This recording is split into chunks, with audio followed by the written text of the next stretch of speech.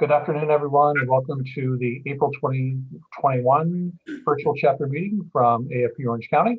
Let me introduce our hosts today, Dominic Mumolo and Catherine Spear. Good afternoon. I'm Catherine Spear. I'm your immediate past president, and I'm delighted to be sharing the session with our future president, Dominic Mumolo. Dominic. Thank you, Catherine. And we're very happy. We're stepping in today in lieu of our president, Michelle, who is, I believe she's present, but she's also out of the area and asked us to kind of take over. So we're just going to kind of move through things here, and we've condensed our chapter announcements for the day. We're going to go ahead and start off with these announcements for Be the Cause, and I'd like to introduce two of our fellow board members, Steve Forey and Chris Aslanian. Chris and Steve, why don't you go ahead and take on over? Hi, I'm Steve. Hi, everybody, I'm Chris. And Chris and I are here to talk about Be the Cause, the AFP Foundation's annual campaign, and a portion of every campaign dollar returns to our local chapter to support programs, leadership development, education, and much more. So the theory behind Be the Cause in a nutshell, and I'm sure you've all heard, if you give a man a fish, you feed him for a day, but if you teach him to fish, you feed him for a lifetime. Well, teaching our fundraisers or our potential up and coming fundraisers will not just have benefits for the organization they're currently working for, but it will truly have benefits their whole career from multiple nonprofits. So it's literally an opportunity that the dollars you put in now are having effects for years and years and years and could potentially create millions. And importantly, Be the Cause allows our chapter to offer scholarship opportunities to help our members become better professionals. For example, our colleagues can apply for member scholarships or a professional development scholarship for activities related to conferences, webinars, workshops, and other forms of training. And not only is it that we can offer scholarships to up-and-comers or people that are trying to advance where they are in their careers, but we want to inspire great new talent. We want to retain them and keep them in the fundraising business. I also want you to join your board because we are at 100% commitment to committing to donating into this cause. It's not just, every cause that we represent, all of us as fundraisers are great causes, and I certainly don't want you to not be involved with those. But doing this will not only help our local chapter give scholarships and send people and help develop talent, but it also works on a national level through AFP. It really, really is an amazing program. Yes, and every chapter receives 15 to 35% of their Be the Cause dollars related to the previous year's contributions. There's a special treat. Blockbot, as a partner of the Foundation for Philanthropy, offers a $10 match for every gift, not pledge, of $20 or more that is made toward the Be the Cause effort. That's amazing. And it really makes your $1 become $2 up to the match. So make sure if you're watching, and even once you're done with this meeting, share this information. But you can pledge at the AFP national website. It is afpglobal.org/donate. afpglobal.org/donate. And you can help us be the cause, and you can be the cause yourself. So please join us for the Be the Cause campaign, and we're almost at 100% of our board membership giving. So onward and upward. Thanks, guys. Thank you. Thanks, Chris and Steve. We really appreciate you guys coming and talking to everybody. This is one of the best ways we can really give back to our membership, and it's a great benefit. It's a great way to offer those benefits. So we encourage you all to participate. Now we're going to move on. We'd like to recognize our sponsor for today's presentation, Michelle French. And Michelle is a previous board member, and I should say perhaps even perhaps a returning board member at some point. She is the event producer and the CEO of Sunday Soul Events. She's a storyteller at heart. Every event she and her team produces tells a tale, delivers a message, raises funds, and has an effect that continues long after the tables are cleared or the live stream concludes, as has been the case. 2020 was an unbelievable year, and the Sunday Soul events team learned how to show up for their clients, reimagining what events could look like and creating experiences for guests. In 2021, Sunday Soul events continues to evolve and will be a source of information and innovation for all of us to keep our eyes on. So we would like to welcome Michelle back. And Michelle, if you would like to talk a little bit about your organization. Thank you, Dominic. I appreciate that introduction. And of course, I mean, a big thank you to all of you. We know 2020 has been unbelievable, and all of you continue to show up for your constituents and your mission. And we thank you for this opportunity. Proud to see what everyone's continued to do while you had to still meet virtually. So we've all been having similar experiences in that way. So as Dominic said, Sunday Soul events really had to reimagine and reinvent and figure out what 2020 was going to look like once we had to start canceling events. So for us, and Scott is helping me with my slides today, I had a little this is actually a great little note. We're actually on site today packaging deliveries for a client for an event this weekend. And I'll talk about that a little bit more in a second, but it was a little unexpected to be on site. So I'm joining you remote. So thank you, Scott. So our innovation in 2020 really started with some signature questions for us. Like, how do we still just show up for clients? And how do we help all of you nonprofit organizations still show up for your constituents and share your message? So we'll talk about our year in review in just a second, and a little bit about what we see the forecast for events to be and what our future looks like as well. So at the beginning of 2020, we had some options. We could cancel everything that was on our books. We could postpone, or we could go virtual. So that's what we chose to do with the trust of many of our clients, and see what it could look like to really produce shows in a virtual way, still show up, still provide content, and still fundraise. And it was quite a wild ride. We had many loyal clients join us on that adventure. And so we did 6 events from June till the end of the year, all virtually. And what that meant for us, though, was making sure each of those events felt really special and unique. And so they included deliveries. They included making sure people got something to their doorstep, a beautiful meal, champagne, flowers, just a way to feel connected. And so through those experiences, each of them had a little something different. Many were on Zoom, some on YouTube Live, all having chat features, and all just making people feel as welcome and just that full guest experience, the best that we could do virtually. And the results of that were pretty good. There was almost $1.5 million of revenue raised in this way. And obviously that served so many programs and missions. We had over 1,000 viewers that were still part of something. So we really were able to continue to make sure that everyone realized Orange County was still here and strong and still going to serve all of our constituents. So as we got into 2021, hopeful that everything would look very different, we still needed to just explore options. So one doesn't show up there, I don't know why, but that one is go virtual, which we're still in the middle of. Number 2 there is some sort of hybrid. Are we still going to be in person, but still live stream some of our content? And number 3 is in person.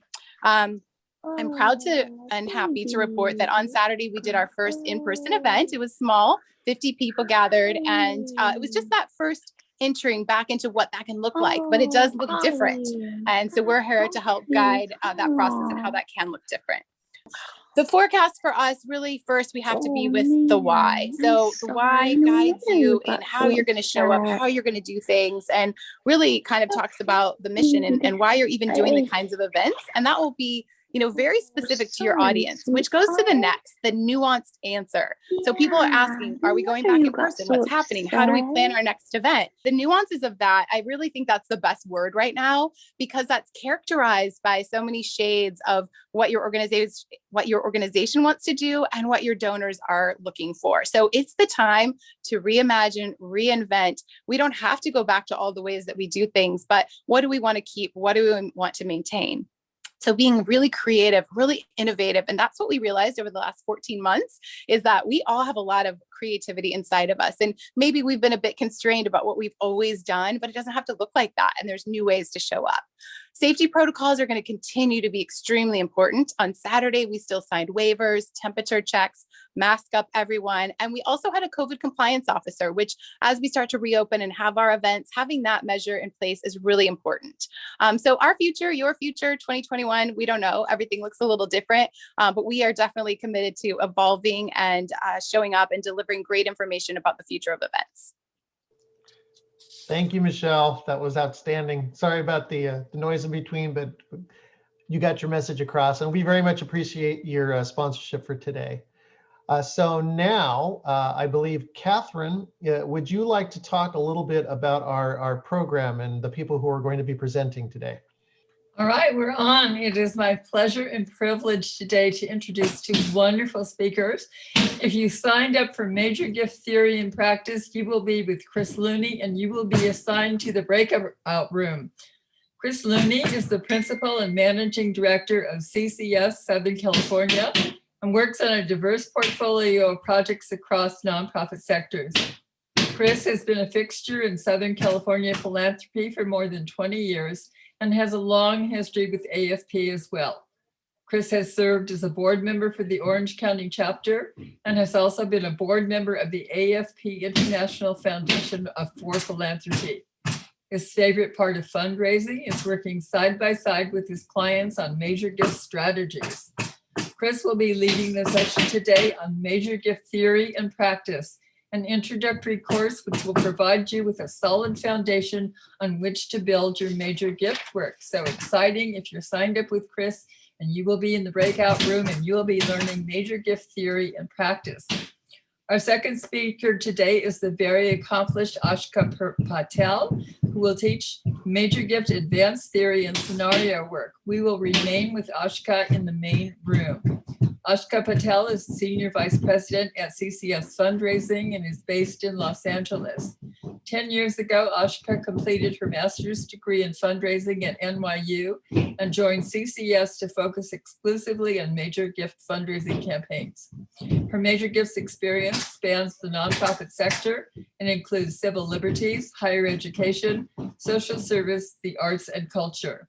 In her presentation today, Aashika will explain the advanced work of major gifts, how it lies in strengthening relationship management through improved systems, analytics, and blended gift strategies. You are all in for a treat today. Thank you all for taking the time to be with us this morning. We are here and gathered and ready to go. Our session today covers advanced major gift theory and scenario work, and I'm really looking forward to digging into today's content with you. I'll quickly just introduce myself to those of you who I've not had the fortune to meet in the past. I'm Aashika Patel, and I work as Senior Vice President at CCS Fundraising. I am part of the executive team here in Southern California, and I work across our staff and client teams at the firm to really provide major gift insights and strategy for campaigns of all sizes. I've been at CCS, as you heard earlier, for about 10 years. And in that time, I've learned that the advanced work of major gift, sure, it lies in more thoughtful and close cultivation, but I think more importantly, in the systems of data management and considering blended gifts of cash and other assets.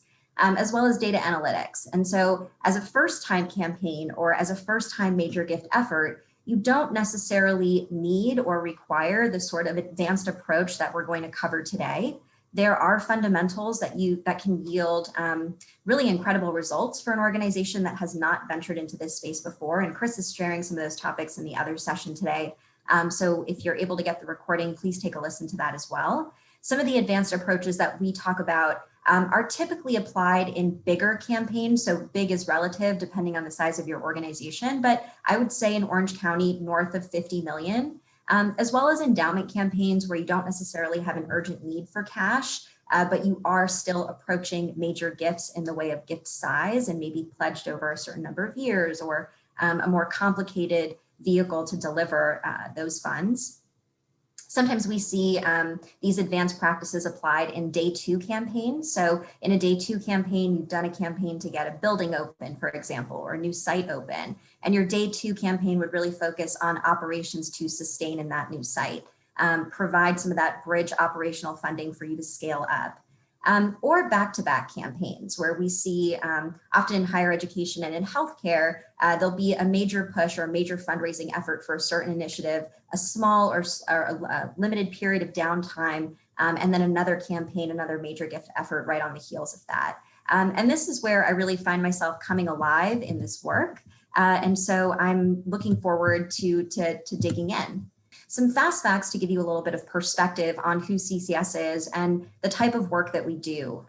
We've been around for just under 75 years, and we have a long history of building campaigns of different sizes that give us as consultants and as frontline fundraisers in some cases, the great opportunity to work across all philanthropic sectors, locally in Orange County, nationally, and also around the globe. We focus on fundraising as a means for institutions to really make a bigger impact in support of mission. And the advantage of our reach across the cities that we work in and the significant campaign goals that we manage in those different geographies is this national perspective that it really gives us to do the work that we do.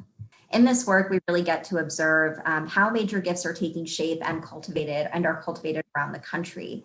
And we get to share some of our best teaching and learning with each other and also with all of you. So I think in the work of major gifts, it's important to remember fundamentally that people are the lifeblood of fundraising, at least as it relates to major gifts. And they're also the lifeblood of really CCS. We know that our best work really is the result of varied experience from fundraisers across the field and from different sectors.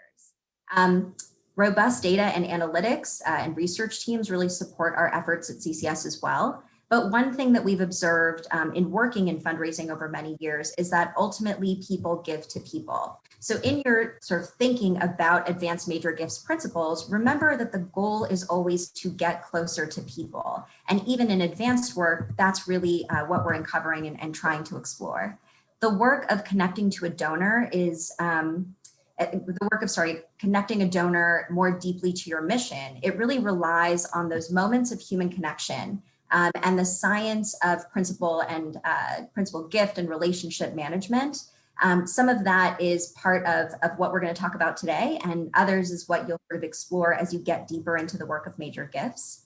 It's our goal as a firm to really position organizations for the best possible fundraising outcomes that really align with a strategic plan or a vision for the future. And so if you're doing major gifts work well on a consistent basis, and your strategic plan for your institution is growing your organization over time, it would make sense that the two tracks are in parallel with each other, kind of tracking along for that growth. We as a firm don't really limit our approach to outlining the way that we believe you'll be successful in moving forward.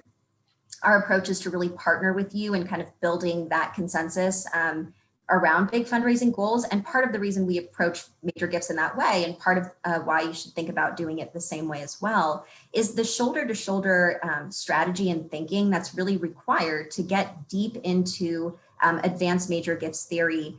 That's the only way it really happens. You can only go so far alone in this major gifts work. And there are plenty of examples. Some we'll talk about today in sort of the concept portion of our presentation, but that's something we should always be thinking about. So today I'll take the following road that you see outlined here to go through the various topics around advanced major gifts. And we'll talk a little bit about major gifts in our current environment and a focused need to really attract new donors to your organization, get your teams focused and organized around a plan, as well as, elevating sites around mission engagement. But from there, I want to spend some time in the advanced space discussing the overlap of plan giving with major gifts, especially as it relates to blended gifts that I mentioned earlier. There's also these ideas of portfolio optimization as it relates to content management and analytics. So we'll explore a little bit of that as well.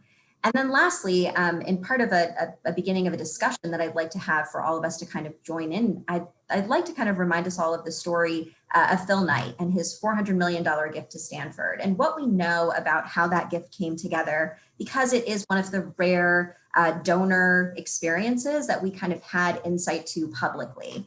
So we'll talk a little bit about that as well. For those of you who are aware, please do lend your insight. And for those of you who've not heard of the $400 million gift to Stanford, we will be digging in.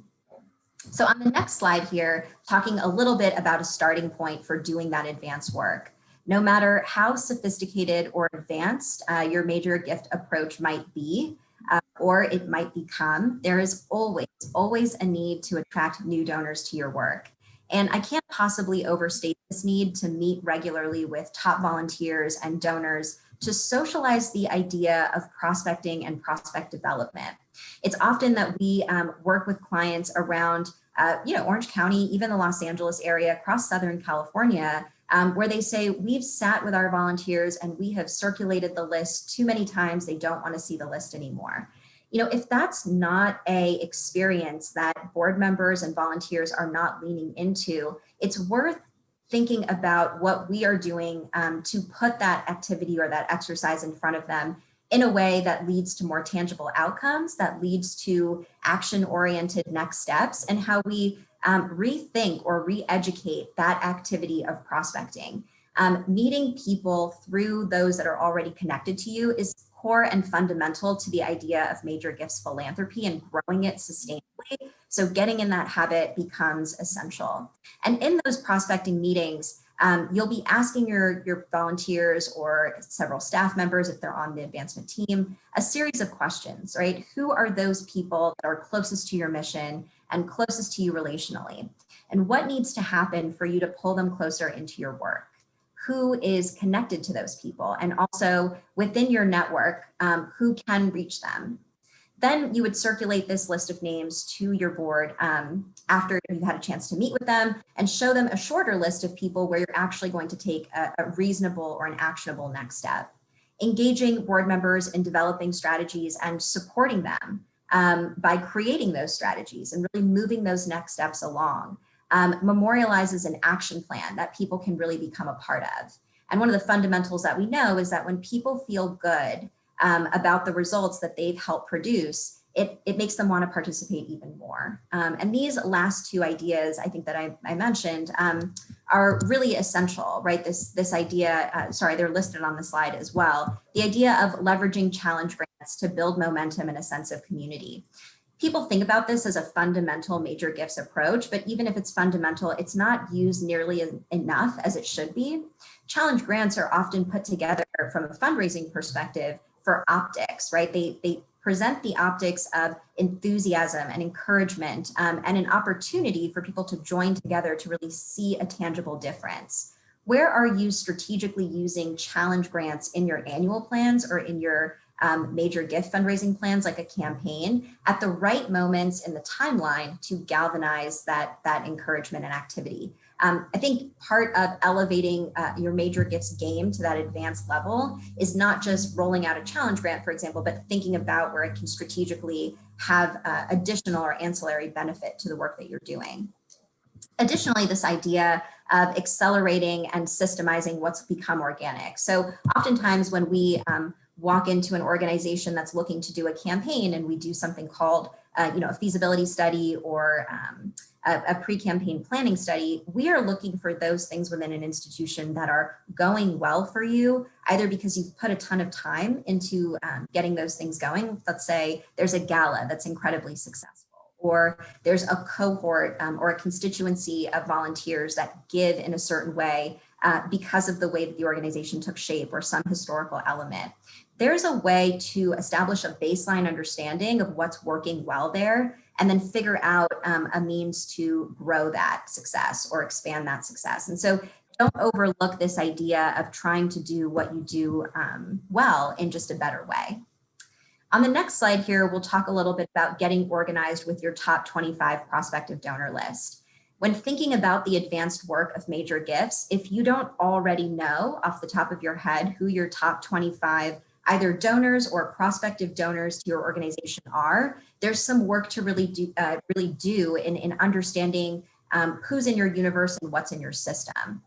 If you've already done the work to know who your top 25 are, as I hope and would expect, or kind of venturing into this advanced space, what you'll want to do from there is really put pen to paper to socialize that list among your organization with the right people, of course. So if you're the leader of your advancement team, do the rest of the members of your team know that these 25 people are our top 25 donors or prospects? Because part of cultivating that relationship, part of stewarding that relationship happens in a lot of subtle ways, and a lot of the ways that a team interfaces with that particular donor, or how easy it is or how cumbersome it is to interact with the organization or get something done. And so that top 25, or in some cases that top 50, should be kind of a household name at the office, and people should know what it is that we're doing both in the short term and the long term to move that person closer to the engagement that both we desire and that will be meaningful to them. Remember to collaborate also with programs teams and with finance. Donors always want to know that their gift is being used for the best and highest purpose. And the more that we collaborate around major gift strategy, the more intelligently, not just us, but the rest of the members of our organization can talk about the strategic value of that donor's contribution within our institution as a whole. You know, we really owe it to donors to create community, especially when we're thinking about advanced major gift techniques. Because if done well, and if you think about the nonprofit in your mind that's comparable to the organization that you work with, or is aspirational, I should say, one of the things that they're probably doing well is creating a seamless pipeline between lifelong major donors all the way to planned gifts. And we'll talk a little bit about planned gifts momentarily, but you know, the planned gift is really the largest gift that you can get from a donor, you know, in their lifetime and beyond. And so in fundraising, at least as we think about it in theory, and in my master's work, we would always talk about looking at a relationship comprehensively, all the way through to the planned gift. So when you're mapping a chart, it may be that someone becomes a monthly donor to your social services organization at $25 a month. And they sustain that for a year, and without being asked, they increase that to $50. Just by noticing those patterns or by observing what's going on there, it informs how you as a major gifts officer or a major gift strategist is going to then pivot in how you steward that relationship or make adjustments in how you steward that relationship to better ensure that the likelihood that they will make a planned gift. So really thinking about that long continuum is essential in this work. And it starts with really having a good handle on who those folks in your community are, and creating a sort of high esteemed image in their eyes of not just the work you do, because everyone's mission is important and everyone's mission is making a difference, but more importantly, how you are approaching that work efficiently and sustainably, right? Words of the hour and words we hear really often. Building this credibility will allow you to creatively explore donor engagement more consistently and with steadier communication. You'll want to regularly visit and discuss impact, the sort of stewardship after you've landed gifts with major donors, because thinking about that end in mind, as I mentioned before, will help you figure out what comes next. And so we talk a lot in the work of mounting a campaign or mounting a major gift effort about donors that may have fallen away. And I'm sure many of you can think about those people within your own databases. They made one gift of 25,000 or a couple gifts of 50, and then they kind of disappeared. And now we need to put in the work to regain that relationship. Sometimes we can avoid that lull if we're thinking about what comes after the gift lands, you know, well before we've made the ask. So really, when you think about advanced major gift strategy, take the long view on a lot of these relationships. On the next slide, we'll talk a little bit about elevating sites. In advanced major gift work, while you're doing the work of building your list, work with your board to really elevate sites around these questions you see here. The philanthropic culture of your organization should really inform each of these questions. And these questions really prompt you to think about the uniqueness of your mission's value proposition. I want to hang on here for a second, because as we think about advanced major gift theory and practice, it's important to note that the sector is becoming more competitive than ever before. Nonprofits are, of course, springing up very, very quickly, but also, I think, promisingly and in a really great vein, there's new ways of demonstrating sustainability in the nonprofit world. We're starting to see some startup type nonprofits that are gaining incredible success and kind of entering into the major gifts world a lot faster than you typically see a major gifts department take root. So think about it this way. I mean, traditionally, what we would see is an organization has an annual fund program that's running pretty sustainably and predictably. And then there's a few donors selected out of that annual fund pool who are bumped up to major gift stewardship. We are seeing the opposite of that. I think some organizations that have a really great idea especially here in Los Angeles, will have a board of directors that's really willing to put up the dollars to do a feasibility study, for example, and figure out how to build an organization that is largely dependent on major gifts. And the idea being that if you shoot for the moon, you land among the stars. And so any development officer that's managing a portfolio would have a portfolio of potential major gifts donors. And those major gift donors are essentially funding or creating a very high level annual fund sustainable group of supporters. Different idea entirely, but it's going really far with organizations that are able to articulate the uniqueness of their mission's value proposition, how there's no other nonprofit that can do what they're doing. Also, how is your work uniquely positioned to succeed in your efforts towards mission? So for example, you can be a hospital that focuses on children, so a children's hospital. But how is your children's hospital uniquely positioned to address the needs of people in your community? And the long-term health outcomes of children is an important case narrative to explore. Donors, I think, are becoming much more entrepreneurial in their mindset, especially as they see news of extraordinary gifts like the Phil Knight gift that has a way of changing future outcomes on a broad scale. So thinking about some of that language before you even meet those types of prospects or donors will ensure that you have the materials to court them appropriately when they show interest. Some of these questions might have deeply rooted long time answers, and others of these questions might need some consideration among you and your team, things you may have not thought about before. But be willing to really confront what isn't working for your current effort to court those $1 million gifts. Be willing to really try something new. What we've found at CCS over the many years of doing this work is that whenever there is a will, there is a way. If a leader is excited and enthusiastic and thoughtful about articulating how we're going to approach a goal and accomplish it, there will be someone out there who will take a chance on that work, and chances are they're not very far. Transformational giving can be made possible anywhere, really with the right foundational work to get you started. So with these basics in mind, let's turn to this idea of gift planning. Gift planning is really the future of fundraising, and you've heard it here first if you haven't heard it before, but the future really is now. So Andrew, on the next slide, we'll see that gift planning culture is these three ideas here, but is defined by really two key components. This idea of donor centrism, that what you do for your donors is the focus, not just what you need from them. And also this idea of focusing on securing non-cash assets. So planned giving refers to strategies that are used to solicit both cash and non-cash assets and has broadened to encompass more than just deferred gifts. Those gifts that come to your organization once a donor passes is essentially a deferred gift. There are really many non-cash assets that can be liquidated and realized for cash in the short term, which is partly what makes gift planning culture so potent and so timely, I think, at the moment for people to be talking about and building. At CCS, for those of you who've worked with us in the past or have heard of our work, we typically in the past have done studies and campaigns and development-focused initiatives. At the moment, we are building just here in Southern California alone 4 planned giving programs within pretty large institutions, just in anticipation that the future of planned giving is right now.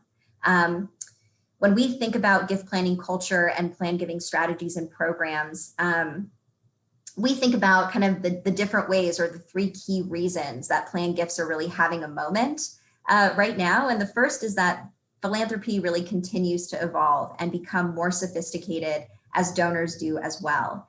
It's no secret, that we kind of have amassed the most amount of wealth on this planet than we've ever had in the history of mankind.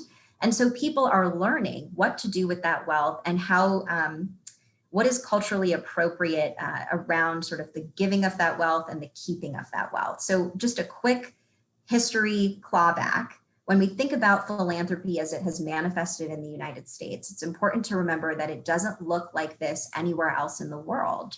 And the notion of American philanthropy is truly an American idea. It's in the fabric of other values that you sort of grow up with in this country and among sort of this broader American culture, this idea of giving back. The first schools in this country and the first firehouses were all built as a result of philanthropy. And then when you dig a little bit deeper, there's sort of a difference of the East Coast and that part of the country being a little bit older than the part of the country that we're in. So there's a difference in how donors give if they're from the East Coast or sort of grew up and made homes in the East Coast versus how donors give here on the West Coast.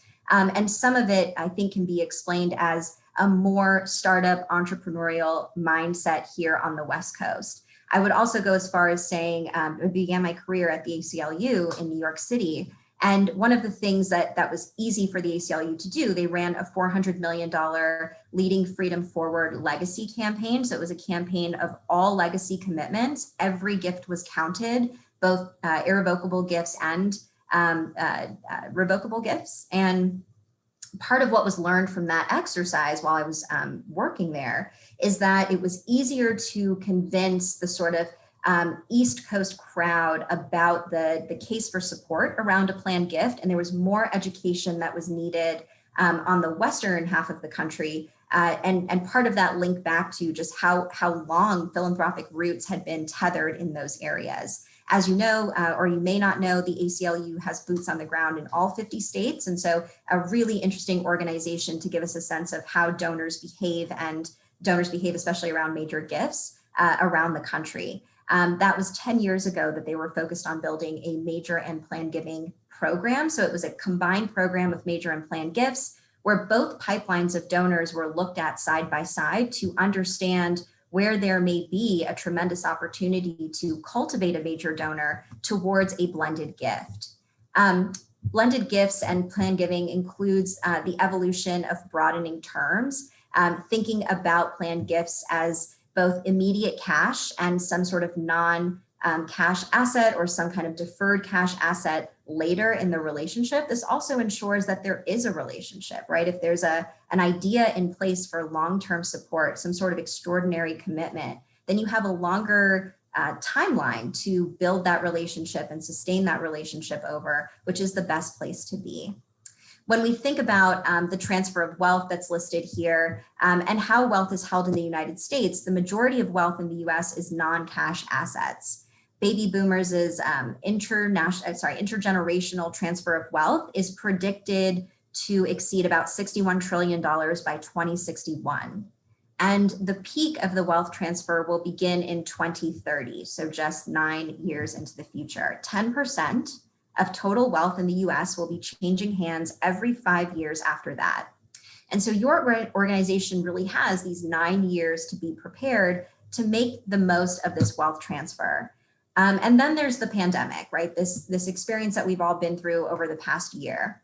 And we've seen an increase in donors during this time committing to bequests and other deferred gifts as a result of the pandemic, unquestionably.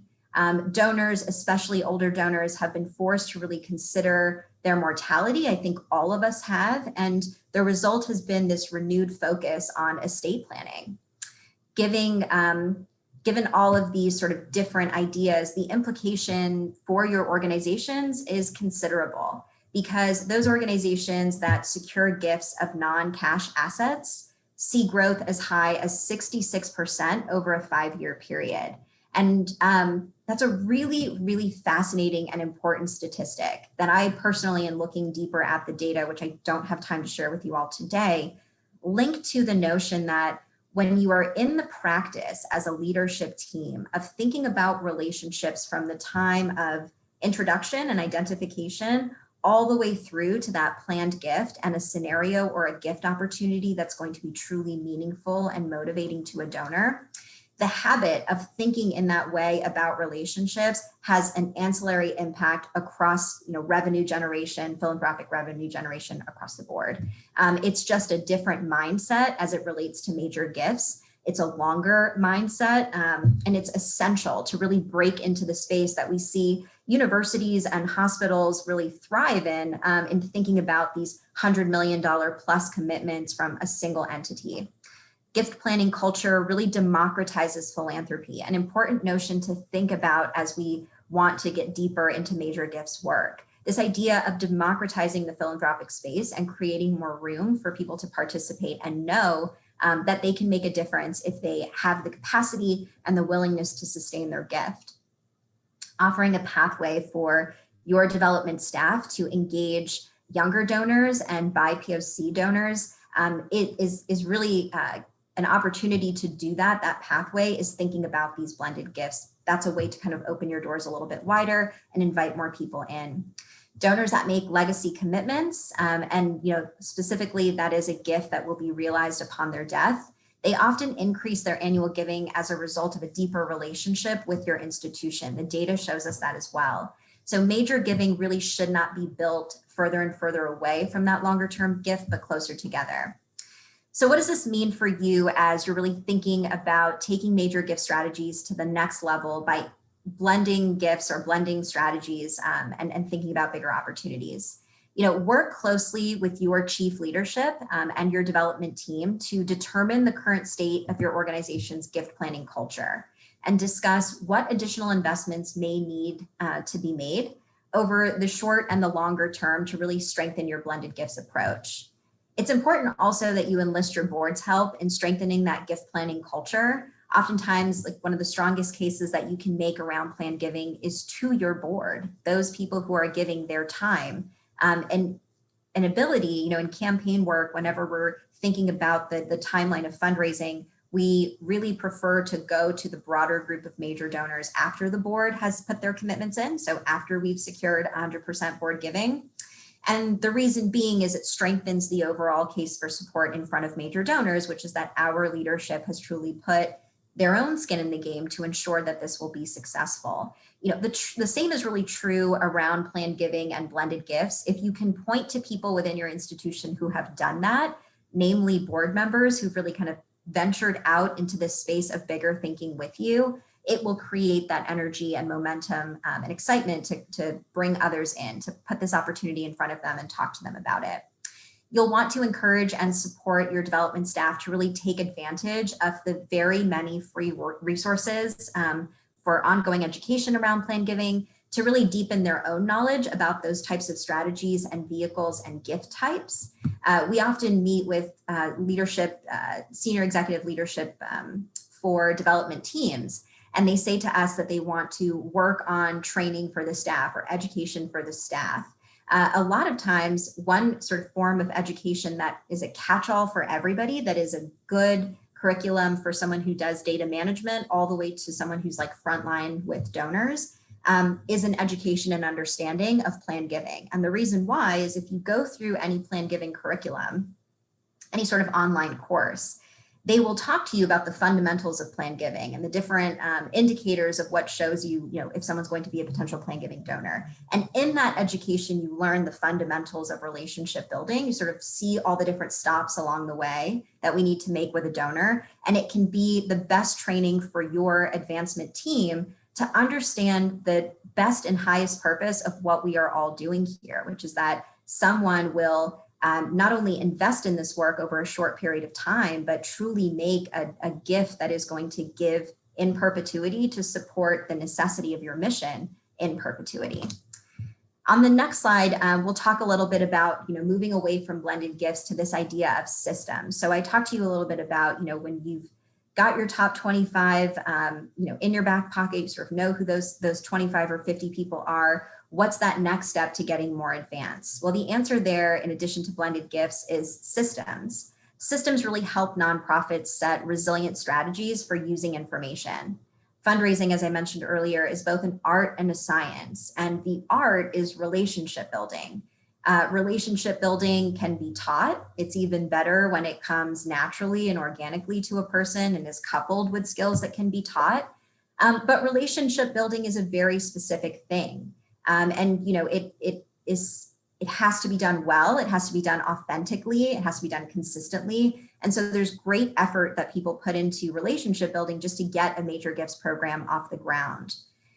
Establishing the look and feel of your topmost cultivation and engagement approach is also part of that relationship building. So if you have a donor that's your top donor to your institution, They should have a great experience with you as the leader of your development team, but they should also have a really great experience if they just decided to pick up the phone and call the institution.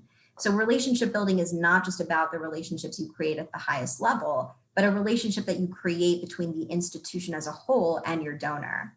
Shifting a little bit to the science of fundraising, we're now talking about data, and more specifically, data systems and data analytics. Systems is more than just your CRM. It's not just about what management software you're using to record your relationships. When I say systems, I'm talking about the way of understanding your data in practice. The first step in approaching advanced major gift techniques is assessing how your organization gathers fundraising data. How is it managed? And then ultimately how you are using it to lead fundraising strategy at your organization. Engaging in the work of deeper systems is something that will help you build data storytelling skills to improve your team's collaboration and your team's efficiency. It's one thing to go into a meeting and say to your team, we're $500,000 away from our fundraising goal. And it's another thing to walk in and say, we're $500,000 away from our fundraising goal. And here's what this year looks like compared to last year, not just with numbers, but also with names. Here's where donors have increased their giving, and here's where donors have decreased their giving. This is what we're talking about when we say using data to build your storytelling skills. How are you giving your team insights into what is happening in your shop so they can help you do that major gifts cultivation, that major gifts outreach more thoughtfully and more deeply. Systems also helps you break down communication silos across development and other departments. Sometimes collaborating with other departments is what's needed to do major gifts work in a more advanced way. Investing in systems and a better understanding of your systems will help you break down some of those silos. Advising donor database migration processes and coordinating these sort of complex multi-site fundraising activities becomes so much more easy when you have invested the time in, again, not just your CRM and what platform you're using and what different functions are available in a donor's portfolio, but more importantly, how are you using those systems to inform the work that you do either intuitively as a leader, because each leader is unique, or with your team? Are you trying to organize your team around a certain cadence or around a certain approach to an annual fundraising goal? How are you using systems to really drive those processes? Your gift planning, your gift processing and your pledge processing activities and functions, they're improved when you focus on your systems. And I know that I don't need to tell this group, but if you are in a good rhythm of processing gifts and getting those acknowledgements out, processing those pledges and getting invoices out on time and in a predictable way, all of the subtlety that comes with that back and forth communicates a higher level of relationship mindfulness. And so here's an example where systems links directly back to that art of relationship management. KPIs and metrics are deeply linked to systems. So oftentimes when we're thinking about campaigns and doing them with different organizations, that are very successful, we'll then have development leadership say to us, the CCS team, well, can you build me the same metrics for my annual fund program? Or can you build me the same KPIs for an annual fund program?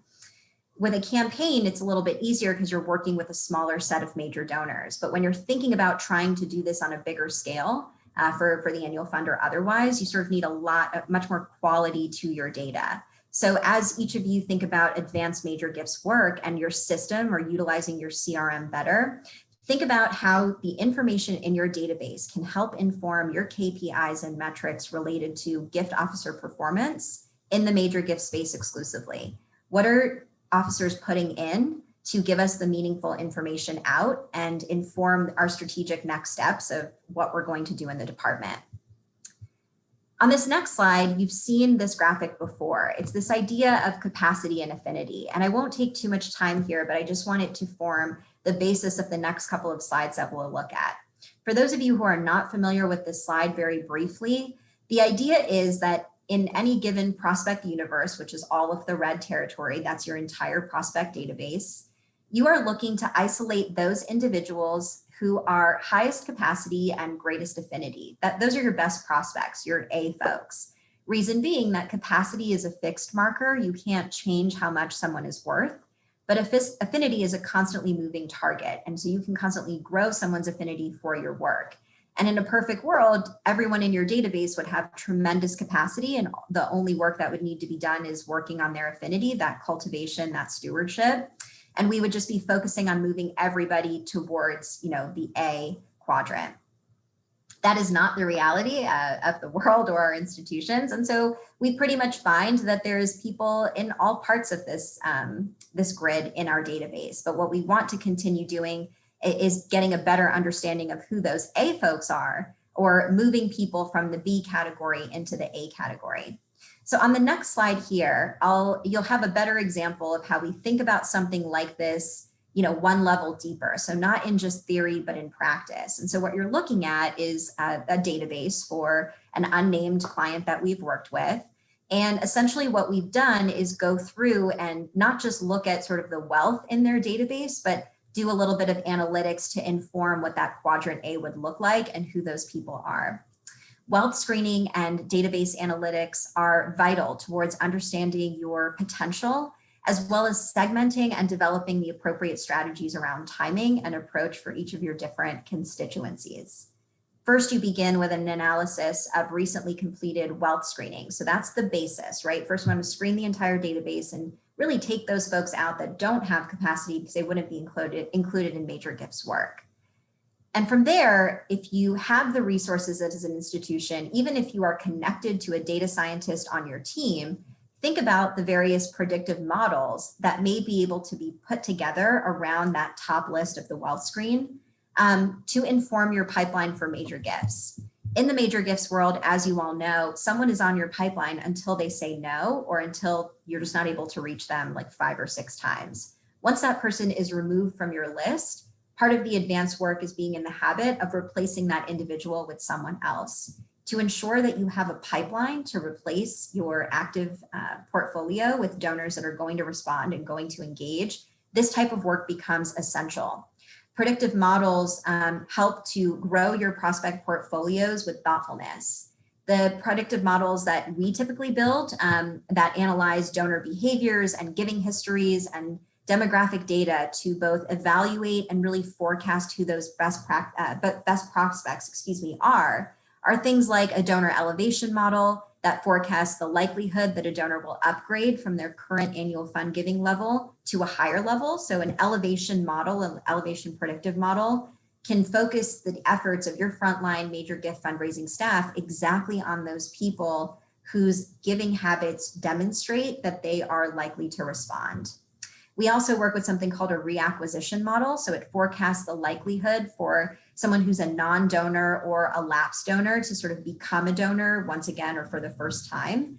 Planned giving models are also very popular. It forecasts the likelihood that someone will become a new planned gift donor to your organization. As I mentioned earlier, this is incredibly popular right now. And I think there was a slide that we may have passed earlier that referenced the land gift of $4 million to HSU. And forgive me if it's not up yet, we'll just skip it if it comes later on the line. But I want to bring it up right now because it's such a fascinating story. CCS is working with Humboldt State University at the moment, and we implemented some of this work for a planned gift model. We met the university really 18 months ago, had not done a campaign in several years, no formal major gifts program. And so of course, we got to work right away, kind of building a campaign and building that major gifts work. Well, a donor was revealed in one of our models that was not a major donor, that in fact on paper showed no capacity. But because of the way that this donor had engaged with the annual fund at a very low dollar amount, but over several years, we finally picked up the phone to call this individual. And what we found was we had always been in touch with this person who was a Humboldt State alum for many, many years. This gentleman is much older, so he graduated many, many years ago. And while there hadn't been a concerted major gift effort, there was always someone who had been in touch, or there had always been some educational department that was keeping connected, even if it was lightly. Fast forward many months, we have now secured a gift of land from this donor of $4 million. Turns out that this donor lives off the grid, no Wi-Fi, and travels outside of town to access the Wi-Fi. Humboldt County, as many of you know, is very, very beautiful, lots of forests. And this donor, after graduating from HSU with a degree in forestry, took to the land, bought a forest, and lived there with his partner until his partner passed away. And that gift of land really came about as first a major gift visit. We were trying to go and kind of talk about a gift of cash, something that could be counted towards the campaign now. But just in talking to the donor about where he is in his life and where he wants his legacy to be made, found out that this gift, this non-cash gift of land, could be made possible. Fast forward even further from there, there's now a new educational curriculum being built around the use of that land in forestry and in one of the departments at HSU. And so it shows you this sort of compound impact, right, of just starting by looking at the data all the way through to closing this gift that was never on our radar, and even leading to a change in curriculum and additional offering for students as a result of that gift. I mean, a pretty incredible story. Segmentation and prioritization is what analytics will help you do. As major gifts officers or fundraisers or strategists, we only have a certain number of hours in the day, like the rest of our teams. And so we have to know where to use our time most effectively. Andrew, if we can go through just the next couple of slides, I want to make sure we have enough time for discussion here. I wanted to just show you an example of what this portfolio optimization, again, when you've started all the way from the top of knowing your top 25 and then making that deeper investment to really think about your systems and moving from there to doing some basic analytics and modeling. What we did, and this is also for a project that we worked on to assign gift portfolios at a higher education institution. There are 700,000 total constituents in that database. And from there, we isolated 25,000 that were not only high capacity, but also showed signs of engagement and activity. So there was some communication with them. They weren't complete strangers. From there, we narrowed that pool down to 7,000, representing the top 2.5% of individuals who scored the highest on our model and had a gift capacity of at least 100,000. From there, scanning it down even or shrinking it down a little bit more and looking at those individuals who are under 85. So we wanted to separate out those folks over 85 and under 85 to steward them a little bit differently in the way of gift opportunities. And then lastly, from there, really segmenting out the top 500 major gift prospects that this university's advancement team was going to focus on across the department. And what we provided also was kind of a second tier and a third tier behind that. So again, if you cross people off the list, there's other individuals to inform that list with. Now, your organizations probably don't have 700,000 records, but the truth is to do any kind of modeling, you really need about 15,000 records to get something great out of there. Although some of the basic models that I mentioned to all of you can be done with a lot less. The truth is, only you know how manageable that prospect universe in your database is. And for some folks, just with a database of 700,000, you may not know where that manageable universe is because looking at a wealth screening just simply is not enough. On the next slide here, we're just coming up to an end, is this idea of RFM analysis. So a wealth screen is something that's pretty affordable for most of your organizations to do, working with Wealth Engine or iWave, and I know there's several other providers out there. I know we use them as well. And something that their reports give back to you is an RFM score. So this will be included in the data that you receive from your wealth screen. Don't overlook the RFM score. It's actually a number if you have wealth files with you right now that you should go take a look at. And what we do in our models is overlay some of that RFM data. So recency, start with the R, how recently did they make their last gift, their frequency, and then how much they're giving. And so when you overlay those three scores on top of a model, it gives you an even better understanding of not only which donors are likely to give, but how much they'll give and the timing that they'll make that gift in. So please don't overlook RFM work as you think about more advanced major gift work. And then the last slide here before we stop sharing and kind of have a broader discussion, I'm curious, as soon as we pull the slides down here, who may have heard of the Phil Knight gift to Stanford University. It came about many moons ago at this point, and Phil Knight was just talking with the president of Stanford at the time about what could be possible if there was this big gift that kind of manifested. And that president at the time represented really a fundraiser who's thinking on his feet and fast on his feet, because the two of them in this office dreamed up this idea of creating 2 graduate opportunities each year in perpetuity for students to choose any topic of area that they would like to study. Of course, part of the scholarship application would be, writing about what it is that you want to study. And Stanford would make it possible for you to pursue an in-depth immersion of that work for, the duration of a graduate degree, all expenses paid. And it became the first opportunity of its kind around the country. And I think the jury's still out on kind of what value it will add. But Phil Knight was looking for someone or students that would be the innovators of tomorrow, those people who were willing to think outside of the box and really imagine something great.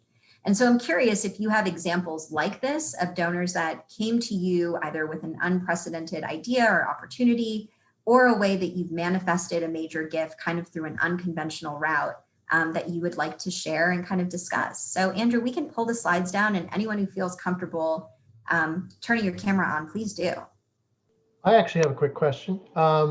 So when you are designing your model, particularly when you've got your 4 quadrants, and I noticed that there's scoring involved in that, that's not an arbitrary scoring, but is that something that you came up with, or is that something that's part of the model, or is that adjustable, or all 3?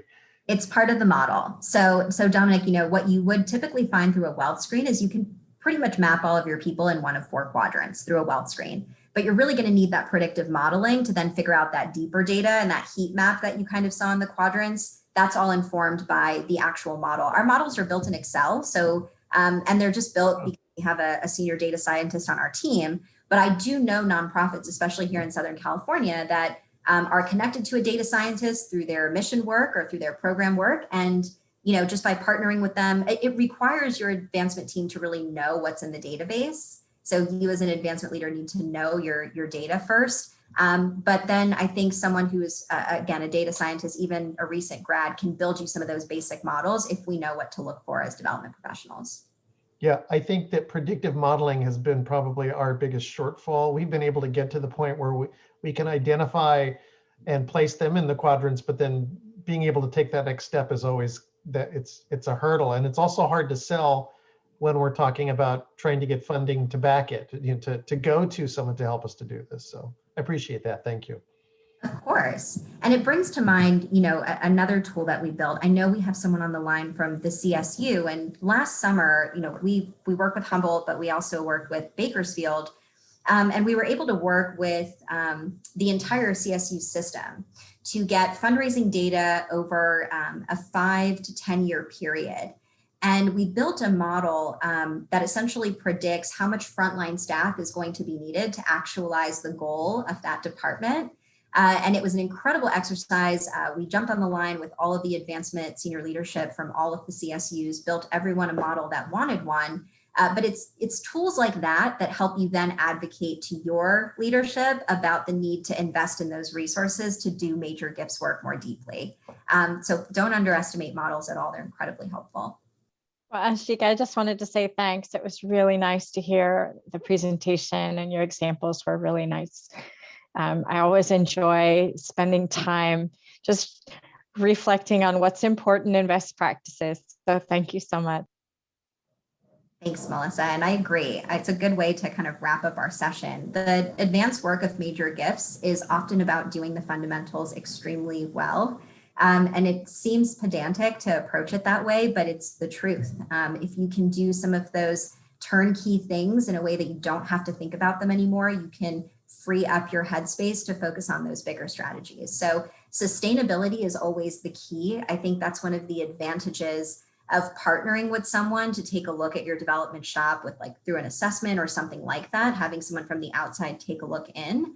It helps you think about how you might be able to do some development operations more streamlined, more sustainably and strategically to free up those strategic resources for major gifts. Aashika, a very warm appreciation from the chapter for a most excellent presentation.